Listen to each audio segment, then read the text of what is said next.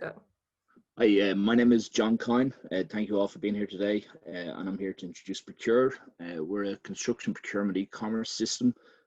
So what we essentially do is allow building contractors and home builders to order materials like Amazon, but have that order data filled into their ERP system or accounting system. So construction, it's the largest industry in the world with an ecosystem of 30% of global GDP. And this makes sense when you think the largest purchase most of us will ever make in our lives is our house.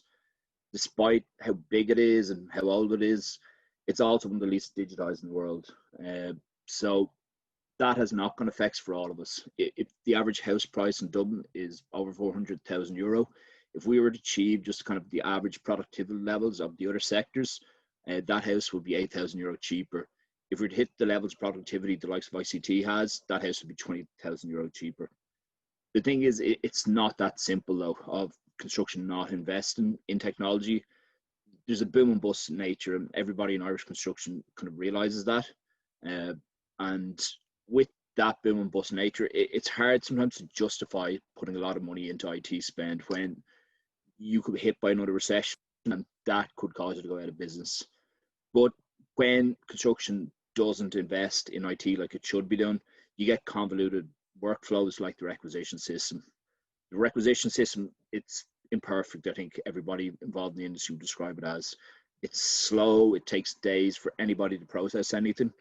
And with Procure, that's what we want to change. We want to end the requisition system, and we want to move the order and buying power from the guys at the site from procurement.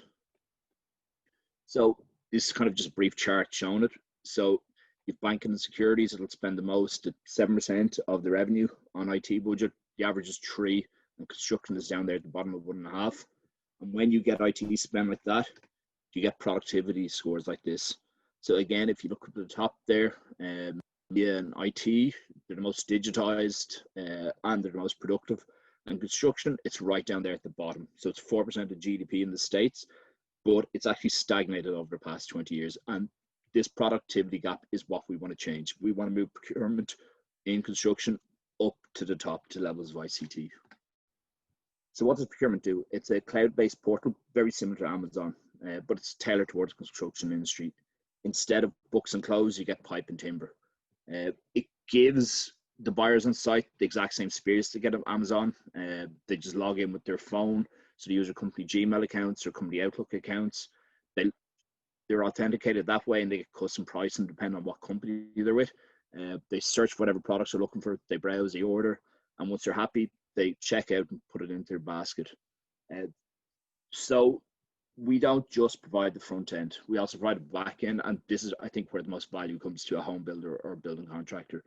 So once the order data is processed, let's say you want to buy materials from Grafton and you want to buy signage from Insignia and some bits from Masonry Fixings. So with some kind of traditional systems, you have to place 3 different orders. You've got to fill out the form 3 different times to place the order. With our system, once you click the checkout, we do the heavy lifting and we create the order. So at the start, it's a pure ordering system, but within the first 12 to 18 months, we'd like to digitize the whole order flow. So from the order to the GRN to the payments. The GRNs will be the next process. So we're going to use the phone's camera as a barcode scanner. So once the goods arrive on site, you get the barcode, you scan it with your phone, you get a prompt saying 20 pieces of 12 plywood, you say yes, and then that's GRN. After that, we hope to apply for PSD2 payment initiation service provider with the central bank. So what that would entail would be, we would tell the supplier's bank and the building contractor's bank. So the building contractor would pay the supplier and we'd mark it. And just to note, we'd never actually hold any money there. We just merely tell them to make the payment and record it. So this is what the current workflow is for somebody on site making an order. So they've got to raise a requisition. That requisition goes into a queue for procurement buyer. They send out quotes to 3 different suppliers, and then they're meant to get the quotes back and send in a purchase order. We simplify it from the quantity surveyor straight into the supplier.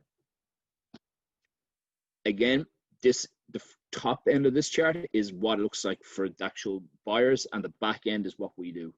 So again, they log in with their phone or laptop, they use their work email accounts, they search for the product, compare and contrast, and once they place the order. So our back end finds the next available PO number on the contractor's ERP system or accounting system. We generate a purchase order, send the order data into the contractor's ERP system. We send the PO into the supplier's ERP system, and then we email a copy to the branch and to the buyer. So that means if there's any issues with the order, the buyer on site knows my order is in with Tom in supplier X, and I have a phone number and I can call them if there's any issues. Once that the whole order process is done there, once they scan the barcodes of the goods, we cross-check the barcode against the PO number so we know what goods have what barcode numbers, and then we send a copy of the GRN into supplier's ERP and the contractor's ERP, which will speed up payments for everybody involved. So what value proposition do we offer people? So it's fast order fulfillment. I was involved in a previous rollout with a large main contractor. We managed with one of the suppliers to get next day delivery. That's as opposed to what's currently going on. It can sometimes take 4 to 5 days.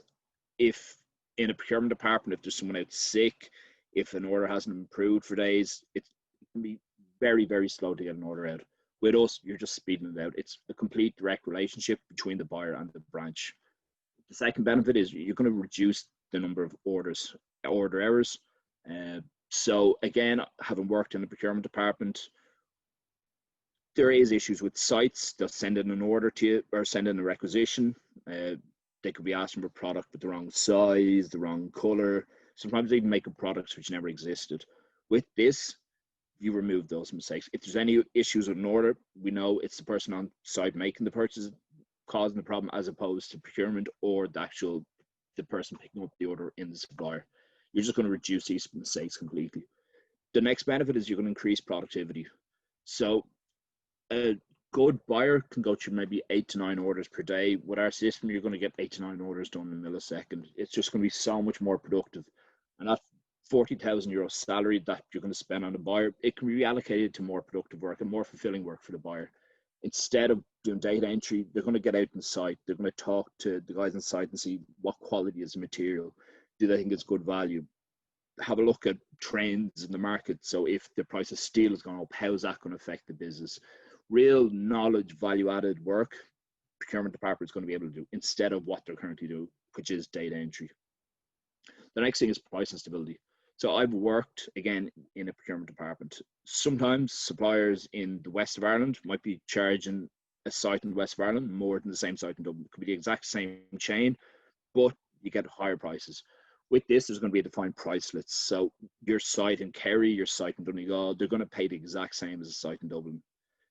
The other issue, sometimes a supplier might try to pull the wool over somebody's eyes. It doesn't happen too often, but I remember one instance when I was working, we had a supplier that I quoted me one day, and I think the item was about €20 per unit.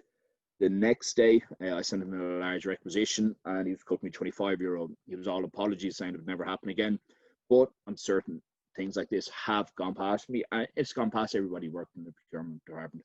We want to end this. We just want to make it simple for everybody involved. So how do we compare to our competitor? So we have a functional search engine. So it's with, again, some of our competitors in the market, the search doesn't work. So if you typed in nail and nails, you get a different product. There's no product reviews. So sites can get an idea of the quality of different products. If they've never ordered anything before, they get an idea. This is a good product. This is going to be a bad product. With what we're offering, it works on a phone. So you don't have to go back to the office to send in an order. You just take it the phone, make it, and it's done. As I mentioned earlier, one checkout generates all the PO numbers.